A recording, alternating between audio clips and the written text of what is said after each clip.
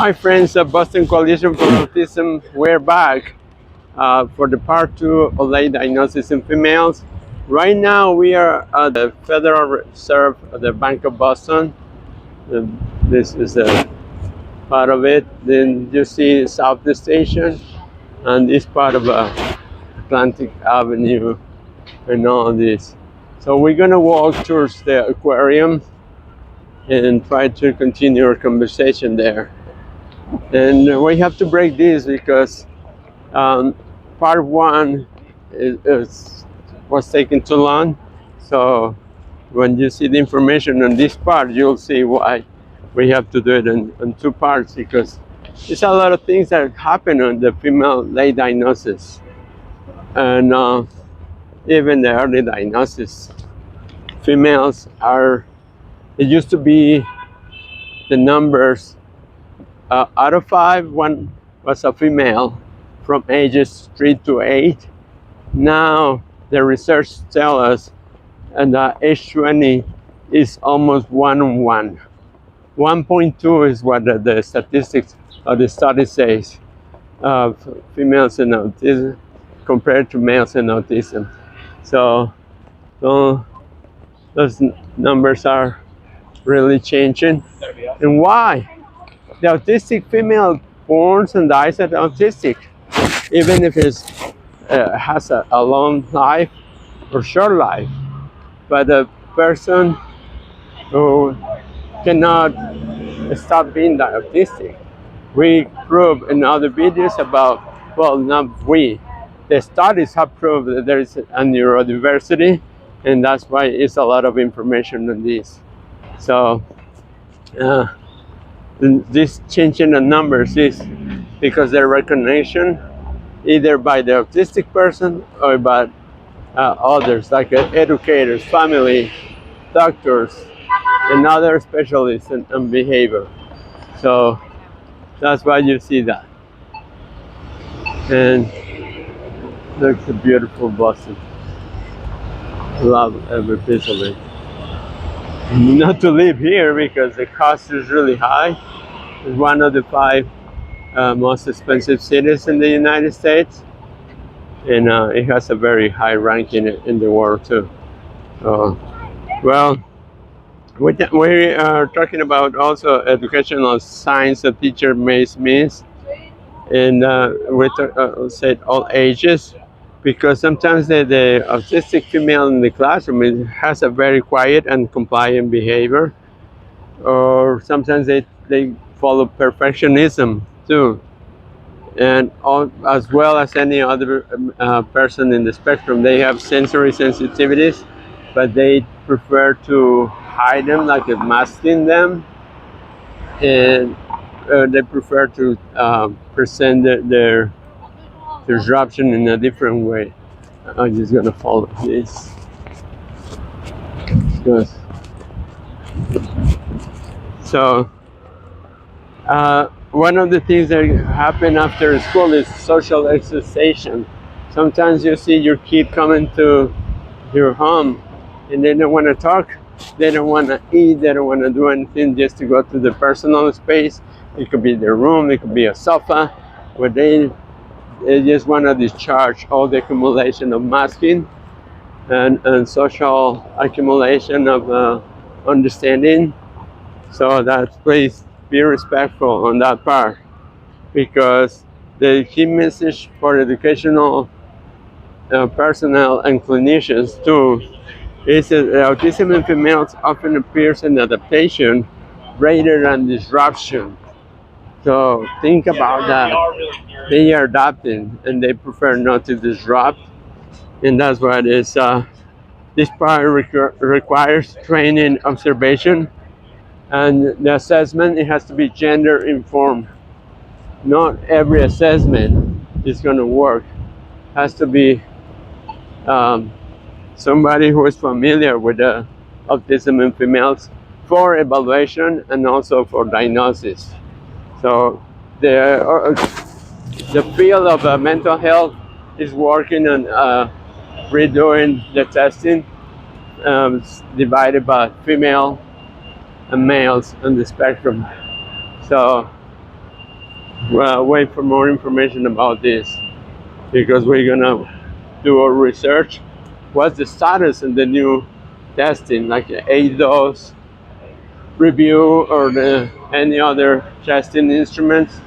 They can tell us um, what to how to reapply it instead of using the old instruments. Like we said, created by males for males. So that's not okay. Another part is masking and camouflaging in autistic females. So masking is, or camouflaging, is the conscious, sometimes inconscious um, effort to hide autistic traits in order to fit social expectations. So that's very, it produces a common masking behaviors, like copying facial expressions and body language. So if you see a female who's copying you what you're doing, it's because sometimes they are trying to learn what to do in X situation. So don't get surprised and don't get offended because it's their way to learn what to do. So sometimes they rehearse conversation in advance. So before they go to a meeting, before they go to see somebody, they are talking to themselves and saying, practicing what they're gonna say, what they're gonna ask, what if, that she asked me this, what if she asked me that, and so that's part of the rehearsal. Sorry. So this is the Seaport Avenue, where all those buildings are really, really new, over 10 to 15 years. I don't think more than that. But this James Hook and Company, they sell lobster for quite a time. Um, Now we are in the summer. That's why you see a lot of construction too, and a lot of pollen that is hitting me. That's why I'm coughing. So my apologies. So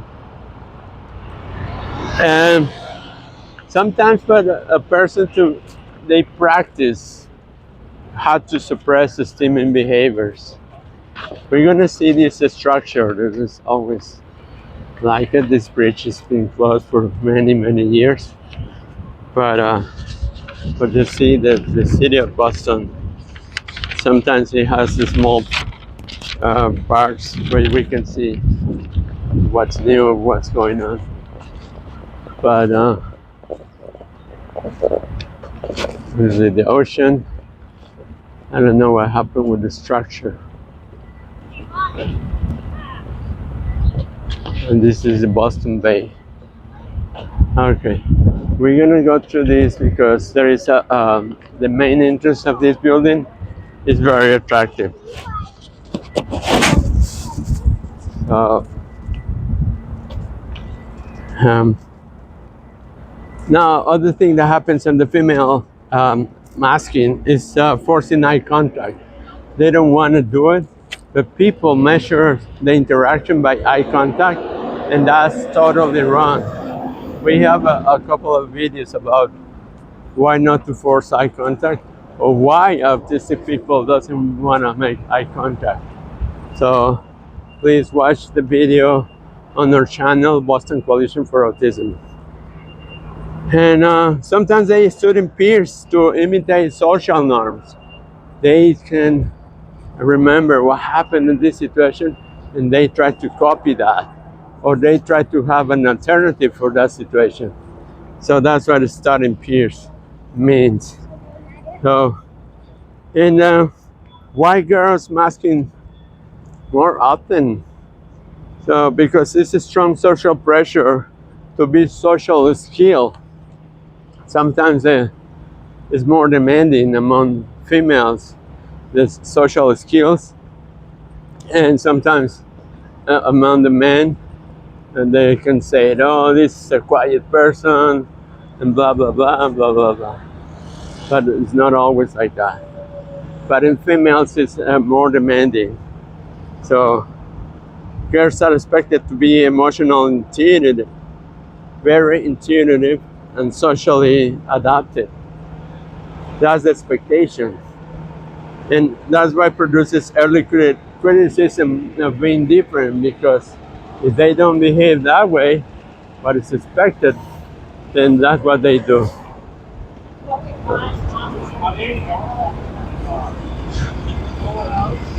But this masking has a very high cost. So this causes chronic exhaustion, anxiety, and depression that we talked about before. A green Ferrari, for those who like the Ferraris, El Mago de Maranello. Also, loss of identity. This is what we said we need to stop by to see the entrance of this building. And this is the bay. The back of this building has a beautiful corridors. So we're gonna go to finish the video. So, all these previous antecedents, like a chronic exhaustion, anxiety, and depression, that produces loss of identity. At some point, they don't know who they are. So, and that, all the accumulation of that turns into a burnout and adolescence or adulthood. So we have to, that's why we work for this organization, to prevent that. And this, or if it's gonna happen anyway, we can help them. What are the tools available to deal with that situation? So many autistic women are no less autistic. They're simply better in training to hide it. So this is a very strong message. So they've been trained themselves in how to hide autism, and that's not fair. So please follow us with your comments, share this video with somebody on the spectrum, and write your comments while we can answer you on the website or through this video, or you leave us your information. We'll be more than happy to answer any questions that come to this. Late diagnosis in females. Your friend Mauricio Perea, Boston Coalition for Autism. See you in the next video.